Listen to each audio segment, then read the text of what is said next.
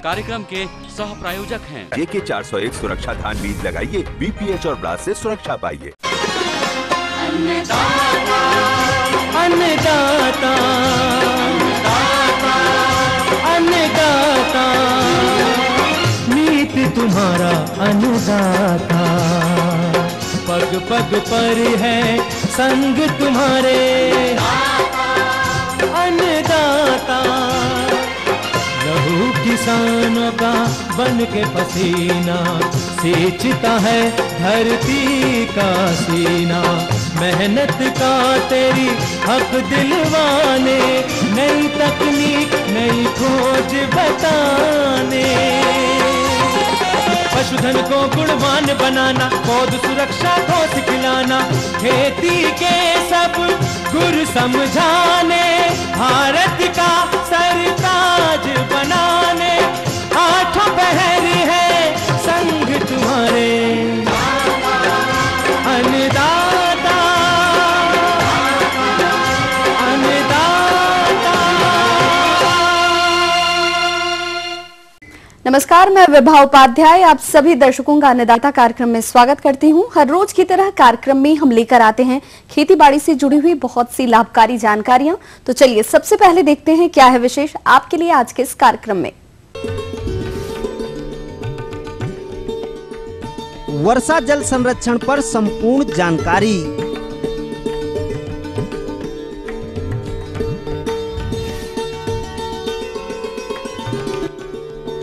Golden shower की फसल में किए जाने वाले समसामयिक कार्य।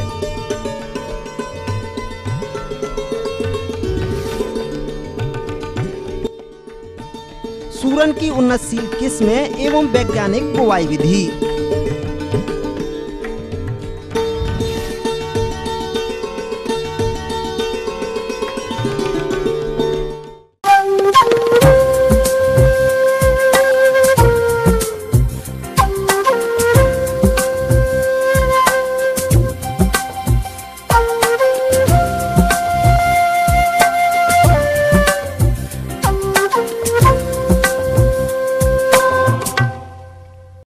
किसान भाइयों, जैसा कि हम सब जानते हैं कि जल ही जीवन है और इसके बिना पृथ्वी पर जीवन की कल्पना करना भी मुश्किल है।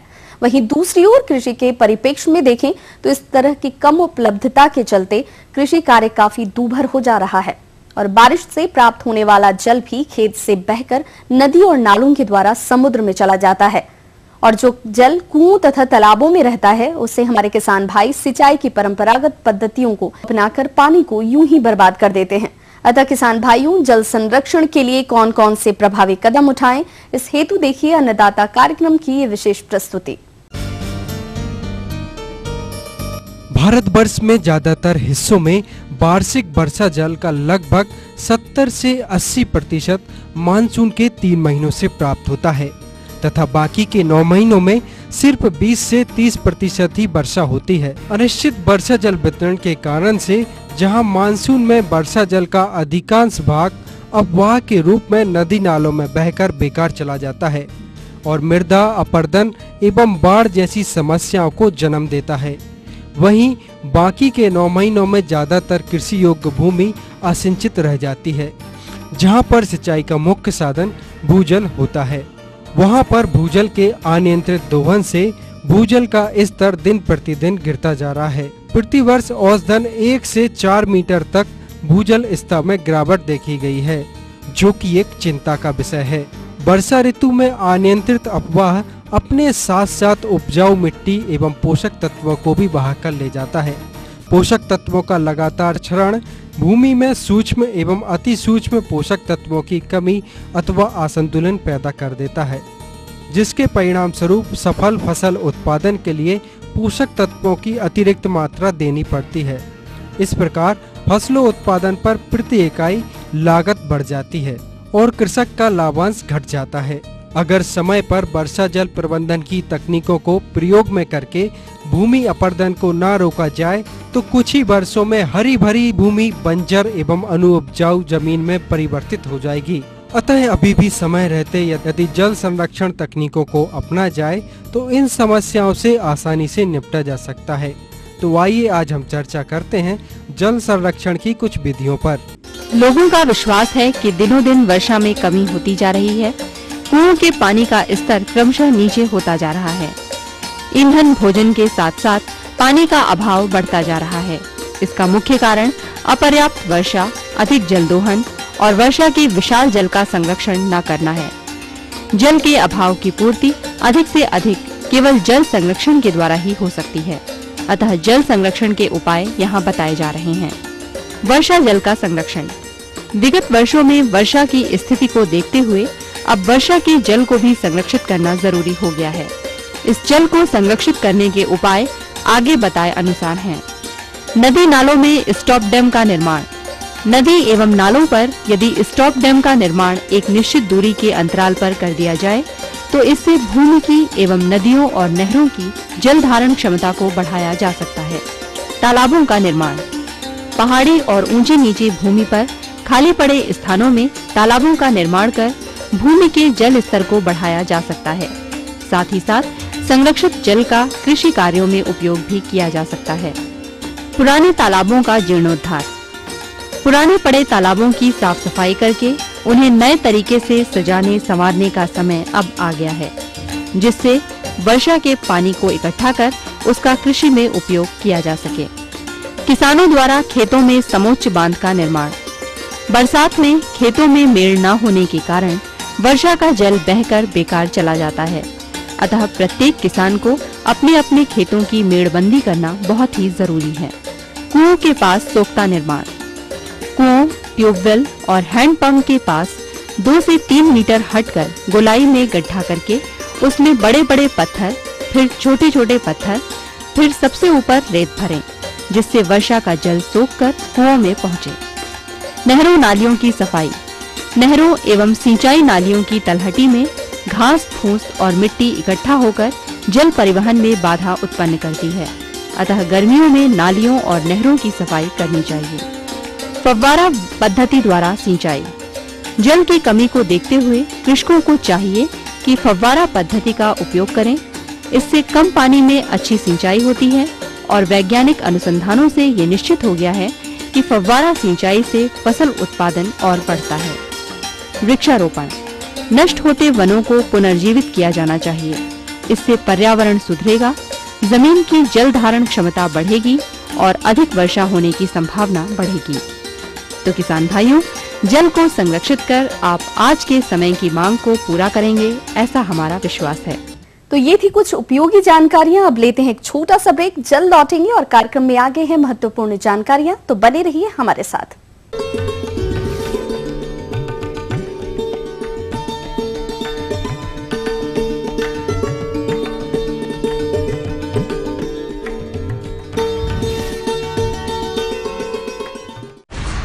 ये नहीं है कोई परियों की दास्तां, ना ही सास बहू की है ये कहानी।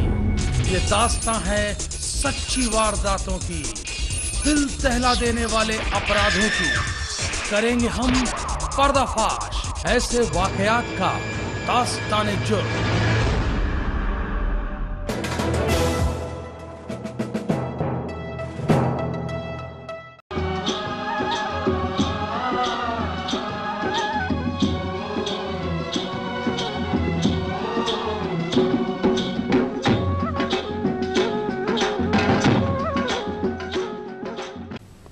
ब्रेक के बाद एक बार फिर से आप सभी दर्शकों का अन्नदाता कार्यक्रम में स्वागत है। बढ़ते हैं अगली प्रस्तुति की ओर।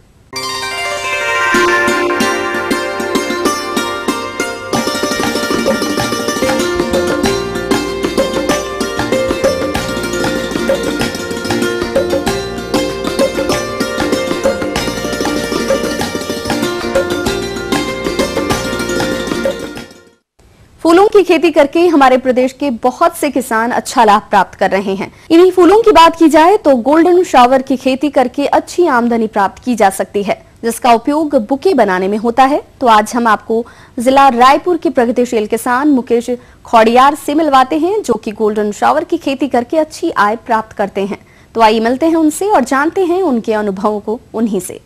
और गोल्डन रॉट के खेत के लिए मैं ये कहना चाहूँगा कि जैसे इसका कांदा रहता है, उस कांदे को निकाल करके दूसरी जगह मतलब ट्रांसप्लांट करना रहता है। और उससे क्या होगा कि जो नए जो सूट इसमें से मिलेंगे उसमें अच्छी खेती अपन इसकी गोल्डन रॉट की कर सकते हैं। और उसके बाद में यदि हम इसमें बेसल खाद के बारे में दिखाएं हैं, इसमें 2 ट्राली हम गोबर खाद अच्छा पचा हुआ डाल दें तो ज़्यादा अच्छा इसमें प्रोडक्शन ले सकते हैं। तो 50 किलो DAP, 15 किलो पोटास और हाइजिंक जो आता है वो 10 किलो ले लें इसमें। और इस प्रकार से इसका बेसल खाद भर दें एक प्रकार से। इसकी जैसे रोपाई के लिए मैं कहना चाहूँगा कि क्यारी से क्यारी 4 फीट की क्यारी रखें इसके अंदर में, और पौधे से पौधे की दूरी है वो लगभग 1.5 फीट की रखें, ताकि जो हमारा पौधा है पूरा गोल घेरा ले करके इसमें पूरा पौधा आए। उसके बाद मैं ये कहना चाहूँगा इसके जड़ के पास में है वो निंदाई गुड़ाई अपने को ज़्यादा नहीं करना है। खरपतवार जो है मल्चिंग के बाद में नीचे साइड में हिस्से में जो आ जाती हैं, या जिस जगह पे जड़ के पास में हल्का सा खरपतवार दिख रहा है उसको भी निकाल दें। और चूंकि नीचे के हिस्से में अपन ज़्यादा पानी दे नहीं रहे, इसलिए वहाँ पे खरपतवार भी कम उगेगा। और उसके बाद में ये कहना चाहूँगा कि इसमें जो बीमारियां ये है कि इसमें रस्ट का प्रॉब्लम थोड़ा सा है। तो रस्ट के प्रॉब्लम के लिए कृषि वैज्ञानिकों के समय समय पर सहायता में लेते हैं, मतलब उनसे मार्गदर्शन में दवाइयों का इस्तेमाल जो है वो हल्का फुल्का दवाई का ज़रूरत पड़ता है, तो कृषि वैज्ञानिकों की मतलब सलाह से ही इसमें दवाई चलाता हूँ मैं। और गोल्डन रॉड आज बाज़ार में थोड़ा सा नया थोड़ा सा लगता है अपने को कि एक नई चीज़ मिल रही है अपने को। स्टिक के रूप में इसमें अपन इसकी तोड़ाई करते हैं। यहाँ पे अपन देखेंगे कि गोल्डन रॉड में जो एकदम पीला कलर का आपको फूल दिख रहा होगा वही अपने को लेना है। इसमें क्या होता है कि जैसे एकदम पीली स्टिक इस प्रकार से जो निकलेगी इसी को अपने को लेना है। और यहाँ से इसको नीचे का हिस्सा जो है यहाँ से इसको कैंची आती है, उस कैंची से ऐसे काटते हैं। इसको काटने के बाद में इसको अपन ले सकते हैं। अभी अपन देख रहे हैं ये जो फूल है इस प्रकार से ये अच्छा मज़ेदार दिखता है। और जब ये फूल और खुलेगा तो और इसमें मतलब थोड़ा सा और मज़ा आ जाएगा, क्योंकि ये ज़्यादा खुलने के बाद में यदि यहाँ से ले जाएं तो ट्रांसपोर्टिंग में थोड़ा सा बराबर, इसलिए इस टाइप का तोड़ें और बाज़ार में पहुँचते तक में ये पूरा खुलना चालू हो जाता है। इसलिए इसको ये विशेष ध्यान रखें कि इतना ही खाली जो स्टिक आए तो इतनी स्टिक पर ही उसको तोड़ें, ताकि उसके जो पूरे फूल जब खुलेंगे तो वो और अच्छे तरीके से दिखते हैं। इसलिए उसको पूरा दिखने के लिए मतलब अच्छा दिखने के लिए इसको बाज़ार में इतनापन ही तोड़े इसको, और इतनापन तोड़ने के बाद में जब वो बाज़ार में जाएगा तो अच्छे से खिल के वहाँ पे दिखेगा तो और अच्छा मज़ा आता है इसको। मतलब लेने वाले भी इसको खुश हो जाते हैं कि वाकई में गोल्डन रॉड जो है ये इस प्रकार से ही होना चाहिए करके। और गोल्डन रॉड जो हमारा स्टिक है वो लगभग एक स्टिक 2 रुपये के आसपास का इसका मतलब अभी स्टार्टिंग रहता है। शादी के टाइम पे इसमें 3 रुपये 4 रुपये तक भी जाता है, मगर स्टार्टिंग 2 रुपये से बिकता है। और हम लोग एवरेज जो मानते हैं लगभग उसको 2-2.5 रुपये के आसपास का हमारा स्टिक जाता है।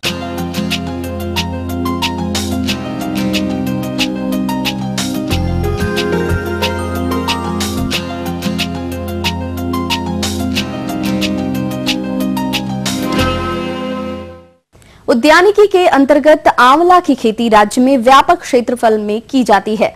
अभी इसके फल वृक्षों पर पुष्प आ रहे होंगे और ये अवस्था आने वाले समय में उत्पादन के हिसाब से महत्वपूर्ण है। तो किसान भाइयों, आप आंवले के बाग में किन किन प्रबंधन कार्यों को संपादित करें और इस बारे में जानकारी दे रहे हैं एक उद्यान विशेषज्ञ डॉक्टर एस मुखर्जी। आप लोगों ने देखा होगा कि मार्च और अप्रैल के महीने में आंवले में फूल लग गए थे, और इस समय जो है आंवला में फल लगे हुए हैं, लेकिन वो छोटे काले दाने के रूप में है। करीबों में इसका जो भ्रूण होता है फलों का या फल मान लीजिए, वो सुसुप्त अवस्था में चला जाता है। और जब बारिश होती है उसके बाद में इसमें एक काइनेटिन नामक हार्मोन की मात्रा बढ़ती है और धीरे धीरे फलों का आकार भी साइज भी बढ़ जाता है। जब फूल आते हैं उस समय कई बार फूल झड़ने की संभावना बनी रहती है, तो आप लोग जो है उस समय हल्की सिंचाई करें, ज़्यादा पानी नहीं दे, नहीं तो आपके फूल झड़ जाएंगे। फिर भी फूल झड़ने की समस्या अगर बनी रहती है तो उस समय हम Na नामक हार्मोन नैप्थेलिन एसिडिक अम्ल का छिड़काव कर सकते हैं। इस हार्मोन का छिड़काव 50 से 100 मिलीग्राम दवा 1 लीटर पानी में घोल के फिर उसका छिड़काव करें। बाजार में प्लानोफिक्स नामक दवा मिलती है, तो प्लानोफिक्स दवा 4.5 मिलीलीटर दवा 10 लीटर पानी में घोल के उसका छिड़काव कर सकते हैं। पूरे पेड़ पे, तो उससे फूलों का झड़ना रुक जाएगा। किसान भाई एक विशेष बात पे और ध्यान रखें कि जिस समय फूल आ रहे हैं या फल लग रहे हैं उस समय ऐसी कोई दवा नहीं छिड़के, कोई भी कीटनाशी दवा जो कि आपके जो परागण कर रहे हैं ऐसे कीड़ों को मार दे। जैसे आपके मधुमक्खी है या ततैया है, इनसे परागण होते हैं, ये नर फूल से मादा फूल में जाके बैठते हैं, तब परागण होता है और फल वृक्ष में फल लगते हैं। तो उस समय ऐसी कोई दवा नहीं छिड़के या कीटनाशी दवाई नहीं छिड़के जिसके कारण से ये जो परागण करने वाले कीट है ये खत्म हो जाए, तो आपके फलत कम बैठेगा। इस चीज का अवश्य ध्यान रखें। इसके अलावा इस समय फल लग गए हैं और गर्मी भी काफी है, तो ये ध्यान रखें कि नियमित रूप से आप सिंचाई देते रहे। ऐसा नहीं हो कि आप 5-7 दिन सिंचाई बिल्कुल नहीं करें और फिर एकदम से भारी सिंचाई कर दे, तो उसमें भी समस्या पैदा हो सकती है। इसलिए फल लगने के बाद आप नियमित रूप से सिंचाई करें। जैसे ही बारिश होगी और फलों के अंदर काइनेटिक नामक हार्मोन की मात्रा बढ़ेगी तो फलों का आकार बढ़ेगा और आप अक्टूबर या नवंबर में जाके नवंबर के महीने में फलों की तुड़ाई कर सकते हैं। इसके साथ ही किसान भाई जब फल मटर के दाने के बराबर हो जाए और उसके बाद में भी सूक्ष्म पोषक तत्वों के घोल का छिड़काव अवश्य करें, जिसमें बोरोन की मात्रा अवश्य रहे। सूक्ष्म पोषक तत्वों में मुख्यतः लोहा, जस्ता, तांबा, बोरोन, मैग्नीज और मैग्नीशियम होता है। इनका घोल, मिश्रित घोल बाजार में तैयार मिलता है। उसका छिड़काव आंवले के पौधे में 2 से 3 बार करें। एक बार फल लगने से पहले, एक बार फल जब मटर के दाने के बराबर हो जाए और एक बार फल जब बड़े हो उस समय जरूर इसका छिड़काव करें। इसके छिड़काव के लिए 5 से 7 मिलीलीटर जो सूक्ष्म पोषक तत्वों का घोल है उसको 1 लीटर पानी में घोले प्रति लीटर पानी के दर से और फिर इसका छिड़काव करें। उससे फलों में जो अंदर से पीलापन हो जाता है या फलों के झड़ने की जो बीमारी है उसमें भी काफी हद तक सफलता मिलती है। फल झड़ना कम हो जाता है और दूसरे जो फलों के बीमारी होती है उसमें भी कमी आती है। तो इस तरह से किसान भाई जब फूल लगे तो अधिक पानी नहीं दे और जब फूल आ रहे हो या फल लग रहे हो उस समय ऐसी कीटनाशी दवा का छिड़काव नहीं करे जिससे कि मधुमक्खी या ततैया खत्म हो जाए। तीसरी बात, सूक्ष्म पोषक तत्वों का घोल जो है 2 से 3 बार पूरे साल में, पूरे वर्ष में अवश्य किसान भाई करे, तो आंवले के पौधे से अधिक उपज ले पाएंगे और जो भी समस्या है फूल झड़ने की या फल झड़ने की उसमें काफी हद तक रोकथाम कर पाएंगे और ज्यादा से ज्यादा लाभ कमा सकेंगे। आगे और भी है कुछ रोचक जानकारियां, पर यहां पर रुकेंगे एक और छोटे से कमर्शियल ब्रेक के लिए। जल्द हाजिर होते हैं।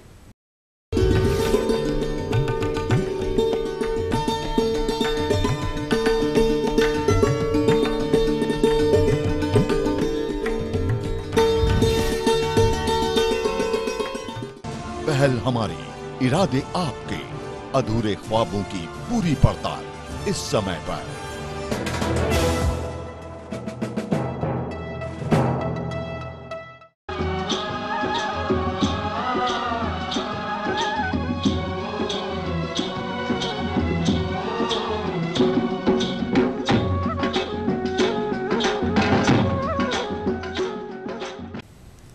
ब्रेक के बाद आप सभी दर्शकों का स्वागत है। चलिए अब रुख करते हैं अगली कड़ी की ओर।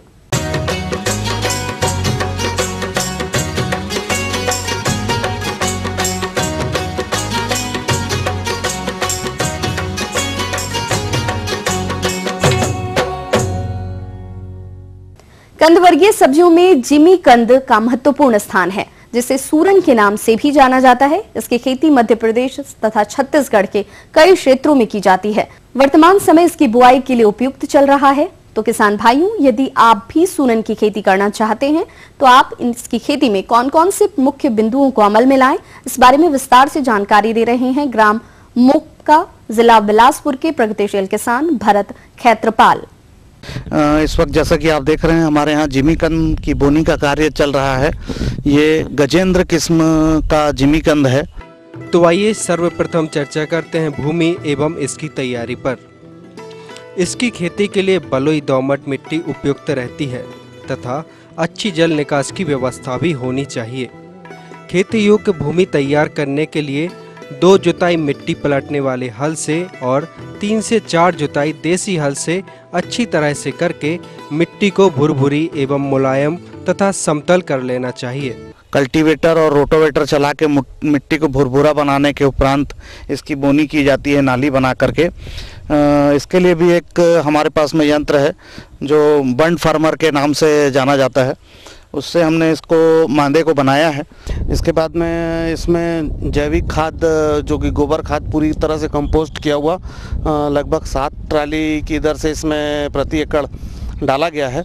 उसके बाद में हमने इसमें रासायनिक खादों का उपयोग किया है जो कि सुपर फास्फेट जो है लगभग 200 किलो प्रति एकड़ है, टीएपी जो है 50 किलो प्रति एकड़ की दर से है इस पर, और 3 बोरा लगभग यानी 150 किलो लगभग पोटास एवं सल्फर है 10 किलो, जिंक है इसमें। इसके अलावा मैग्नीशियम का हमने 25 किलो की दर से इसमें इस्तेमाल किया है। चूँकि कंद वर्गीय फसल है तो इसमें बोरान की काफ़ी आवश्यकता होती है, वो भी लगभग 10 किलो की दर से हमने प्रति एकड़ लिया है इसमें। अब मिक्सर बना करके उसमें भर के थोड़ा सा कोड़ा मार के उसको मिक्स कर दिया जाता है भूमि में। हमारा जिमीकंद जो गजेंद्र किस्म का है, इसमें सबसे बड़ी विशेषता यह है कि इसमें खुजलाहट नहीं होती। प्रति कंद जो है लमसम 400 से 450 ग्राम का वजन, जो हाईएस्ट वजन होता है वो लगभग चुनते हैं इनको कंद के उपयोग के लिए। जो मैंने बता रहा था कि जैसे कि आप देख सकते हैं काट के बोया गया है। ये एक कंदीय पौधा होने की वजह से इसकी कटिंग करके बोना पड़ता है, क्योंकि इसमें छोटे साइज की गांठें, जैसे देसी जिमीकंद में आपने देखा होगा कि छोटी छोटी बहुत सी गांठें रहती हैं, उस प्रकार का गांठें नहीं आती हैं, तो इस वजह से हमें इसे काट कर बोना पड़ता है। रेडोमिल और क्लोरोपाइरीफास में के घोल में डुबाया गया है करीब करीब 20 मिनट तक। उसके उपरांत इसकी बोनी की गई है। उसके बाद में हमने, जैसा कि आप देख सकते हैं कि जो मांदे से मांदे की दूरी है हमारे यहाँ वो लगभग 4.5 फुट पर मांदे से मांदे की दूरी है। इसमें जिमीकंद बोया जाना है, आकार इसका बड़ा होता है, इसलिए हमने मांदे के अंदर में भी चीरा लगा करके 13-13 इंच की दूरी पर गड्ढे किए हैं। ये गड्ढे लगभग 9 इंच गहरे हैं। 9 इंच गड्ढे करने का वजह यह है कि इसमें जो कंद का आकार है वो लगभग 6 से 7 इंच ऊपर की तरफ रहता है। 6 इंच अंदर हो जाएगा और लमसम 3 से 4 इंच मिट्टी की जो परत है वो ऊपर में आ जाएगी, ताकि ये थोड़ा सा धूप और उससे भी बचा रहे, डायरेक्ट सीधी धूप से, और कंद के भी बढ़ने का या विकास करने का उसको समुचित स्थान मिले। जैसा कि इसमें मट्टी चढ़ाने के उपरांत में इसमें हम ड्रिप लाइंस को बिछा देंगे, उनको साफ अप करके फिर अच्छी तरह से इसकी सिंचाई होगी। सिंचाई इसमें हमको ये ध्यान रखना पड़ता है कि पहली और दूसरी जो सिंचाई है वो काफ़ी भरपूर मात्रा में हम इसकी सिंचाई करते हैं। अभी शुरू में लगभग समझ लीजिए एकदम पूरी ज़मीन गीली होते तक दोनों तरफ से वो कितने घंटे में होगी, चूँकि वो थोड़ा सा मौसम पर निर्भर करता है। मतलब इतनी सिंचाई करते हैं कि अंदर तक इसमें पूरी तरह से पानी रस जाए, इवन नालियों तक में भी पानी आ जाता है। उसके बाद फिर हम इसमें करीब करीब 4 से 6 दिन तक सिंचाई नहीं करके, जैसी हल्की सी सूखन आती है जब मट्टी में, तो हम इसमें नींदानाशक का या प्री इमरजेंस का दवाओं का उपयोग करते हैं, जिसमें ऑक्सीडो गोल्ड वगैरह का हम प्रबंधन कर रहे हैं, जिससे इसमें किसी किस्म के नींदे वगैरह आने की संभावना खत्म हो जाती है। इसको जमने में लगभग 30 से 40 दिन का समय लगता है। उसके निकल आने के उपरांत ही अब इसमें हम आगे की कोई भी प्रक्रिया को दोहराएंगे। जहाँ तक बात सिंचाई की है तो वर्षा ऋतु में सिंचाई की आवश्यकता नहीं पड़ती। वर्षा न होने पर खेत सूखा दिखाई दे तो तुरंत सिंचाई करना चाहिए।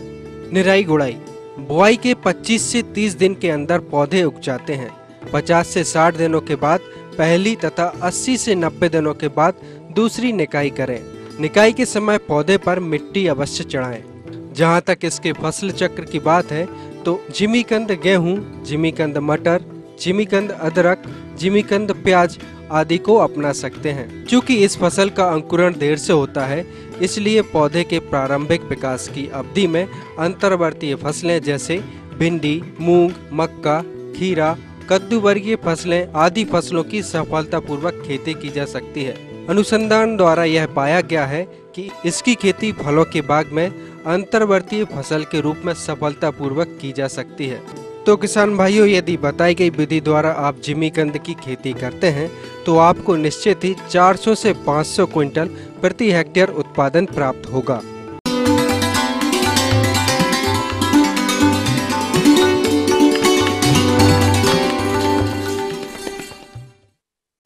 अन्नदाता हेल्पलाइन निशुल्क फोन संपर्क सेवा के माध्यम से आपके द्वारा पूछे गए प्रश्नों में से एक या दो महत्वपूर्ण प्रश्नों को हम अपने कार्यक्रम में शामिल करते हैं और इसी के तहत आज का चयनित प्रश्न और उसका जवाब इस प्रकार है।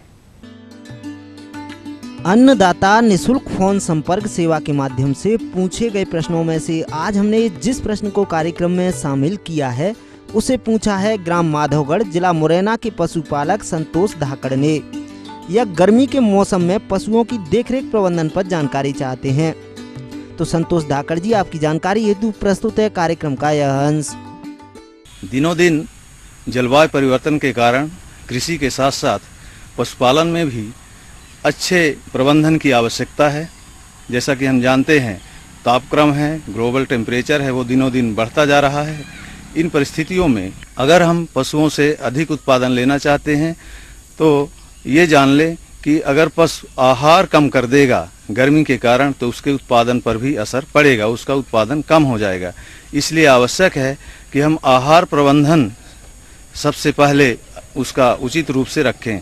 इसके लिए सर्वप्रथम ये देखना चाहिए कि जब वातावरण ठंडा हो, यानी सुबह के समय और शाम के समय, इस समय हमें पशु को आहार देना चाहिए। दोपहर के समय हम आहार उसको कम दें या ना दें ताकि वो आराम कर सके और उसका पाचन कर सके। इनका जो प्राकृतिक आहार होता है वो चारा होता है, हरा चारा।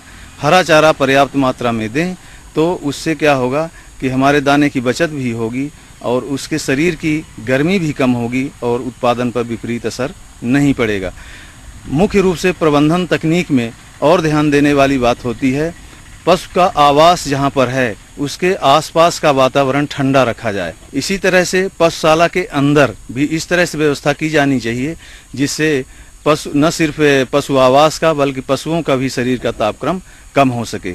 इसके लिए बहुत से उपाय हैं। उदाहरण के लिए जो हमारे रोशनदान होते हैं या खुला भाग होता है पशु आवास का, वहाँ पर हम गनी बैग्स की टाट की पट्टियाँ लगा दें और समय समय पर घंटे 2 घंटे के अंतराल से उसमें पानी का छिड़काव करते रहें, जिससे हवा का जो झोंका आएगा उसके कारण अंदर शीतलता होगी।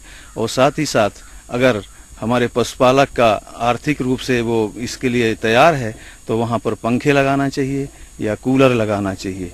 एक सबसे बहुत ही महत्वपूर्ण उपाय है पशुओं को समय समय पर फॉगिंग के द्वारा उसको पानी से ठंडा करना। इसके लिए फॉगर सिस्टम बहुत ही कम कीमत में आजकल कमर्शियल रूप से उपलब्ध हैं। इसका भी इंस्टॉलेशन जो वाटर सप्लाई होता है बोर से उसमें फिट करके हम समय समय पर अगर इसका उपयोग करते रहें तो पशु को शीतलता भी प्रदान होगी और दिन में जब पंखा चलेगा तो उसका शरीर का तापक्रम कम होगा। दूसरी चीज़, पशुओं को अगर हम ये प्रयोग करके देखा गया है कि अगर हम पशुओं को जो सामान्य तापक्रम होता है उससे 1 डिग्री या 1.5 डिग्री कम ताप वाला पानी पिलाएं, कूल ड्रिंकिंग वाटर उसको या फ्रेश ड्रिंकिंग वाटर उसको उपलब्ध कराएं, तो भी उनके उत्पादन में बढ़ोतरी होती है और गिरावट नहीं होने पाती। हम ये उम्मीद करते हैं कि आज का कार्यक्रम आप सभी दर्शकों के लिए बेहद उपयोगी रहा होगा। किसान भाइयों, अन्नदाता आपकी सेवा के लिए सदा संकल्परत है। कृषि संबंधित समस्या एवं सुझावों के लिए आप हमें इस पते पर संपर्क कर सकते हैं। प्रोड्यूसर अन्नदाता ETV Madhya Pradesh Chhattisgarh, Ramoji film city, Hyderabad 501512। साथ ही आप हमें ईमेल भी कर सकते हैं। हमारा ईमेल एड्रेस है annadatamp@etv.co.in। इसके अतिरिक्त आप हमें निःशुल्क हेल्पलाइन नंबर 180042540885 पर दोपहर 12 बजे से 1 बजे के बीच संपर्क कर सकते हैं। अब आइए देखते हैं कल दिखाए जाने वाले कार्यक्रम की मुख्य झलकियां।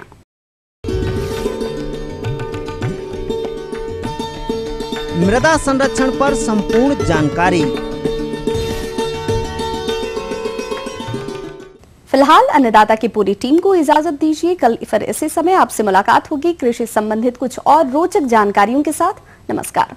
इस कार्यक्रम के सह प्रायोजक हैं JK 401 सुरक्षा धान बीज लगाइए, BPH और ब्रास से सुरक्षा पाइए।